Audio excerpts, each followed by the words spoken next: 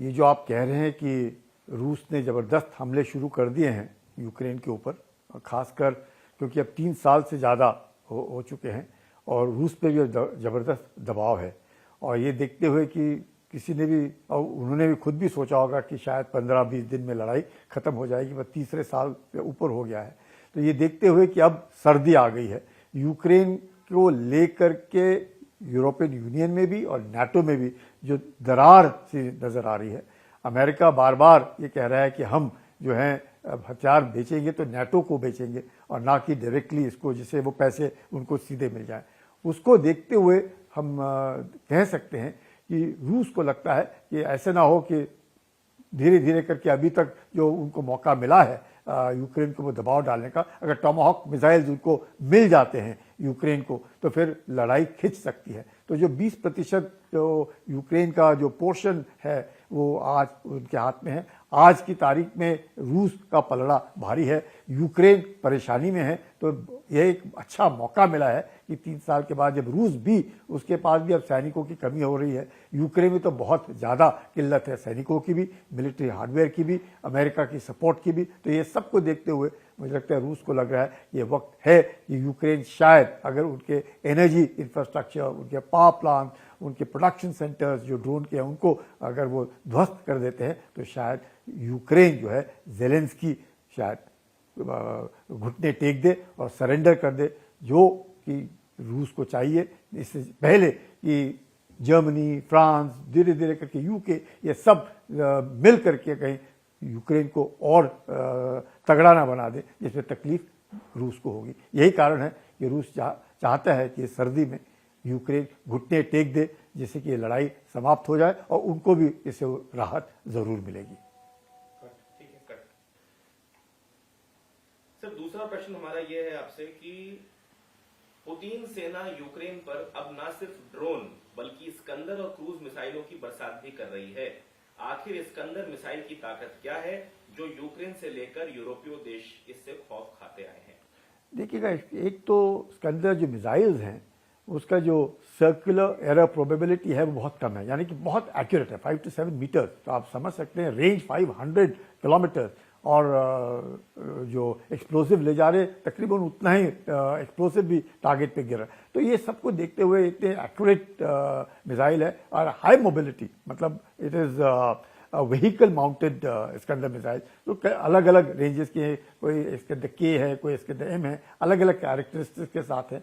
तो इसको देखते हुए इसमें कोई शक नहीं कि जो खौफ पैदा किया है यूक्रेन के अंदर, 500 किलोमीटर तक रूस मार गिरने की काबिलियत रखता है यूक्रेन के अंदर। तो ये जरूर ड्रोन्स तो है ही हैं, उसके अलावा इतना एक्यूरेट और long range and plus short range, यही कारण है यूक्रेन जो है खौफ है यूक्रेन के अंदर, खासकर स्कंदर मिसाइल्स को देख के। सर, रूस का हाइपरसोनिक किंजल मिसाइल सिस्टम ने यूक्रेन में भीषण तबाही मचाई है। आखिर इसकी क्या खासियत है? और यह भी दावा किया जाता है कि इसकी ज्यादा स्पीड होने की वजह से टारगेट से चूक जाती है, जिसका फायदा यूक्रेन को मिलता है। देखिए, कहते हैं कि किंजल हाइपरसोनिक है, 10 मैक की उसकी स्पीड है, लेकिन ये माना जाता है कि वो हाइपरसोनिक नहीं सुपरसोनिक है।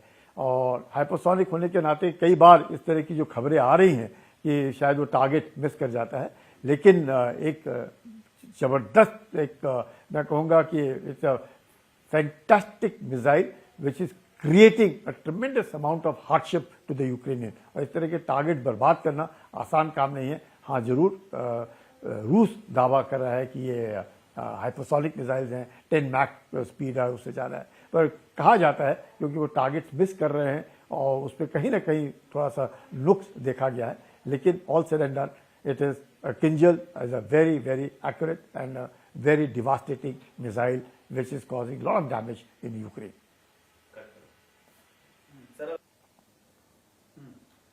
सर, एक और प्रश्न है कि यूक्रेन के पास जो MGM-140 army tactical missile system है, इसकी कई बैटरियां हैं। इस मिसाइल सिस्टम को अमेरिका बनाता है। इस मिसाइल की ताकत क्या है और क्यों इसे रूसी सेना का काल कहते हैं? देखिएगा, ये आर्मी टैक्टिकल मिसाइल सिस्टम तकरीबन इसकी कीमत $1.5 मिलियन आप समझ सकते हैं। और ये हिमास से फायर करते हैं। ये आर्टिलरी जैसे सिस्टम है। ये बाकी तो हमने देखा कि surface to air cruise missiles हैं, हाइपरसोनिक मिसाइल्स हैं, सुपरसोनिक मिसाइल्स हैं, पर ये जो आर्मी टैक्टिकल मिसाइल सिस्टम है एक ज़बरदस्त, वेरी एक्यूरेट, और यही कारण है कि आप जब इसको फायर करते हैं इट्स लाइक बरसात, आर्टिलरी की बरसात, जिससे अगर मुझे नहीं लगता है जब अगर कोई हम नॉर्मल डेमोन्स्ट्रेशन में भी अगर देखें आर्मी टैक्टिकल मिसाइल सिस्टम को और हिमास के जब द्वारा हाई मोबिलिटी व्हीकल सिस्टम के द्वारा ये जब फायर होते हैं इट कॉजेज ट्रेमेंडस डैमेज। और यही कारण है कि आर्टिलरी और मिसाइल्स, और मिसाइल्स में भी उसके साथ साथ ड्रोन और फिर surface to air missile, air to surface missile, इन सब का जो एक मिश्रण है, मुझे लगता है it is something which is definitely a cause of concern to the Ukrainians.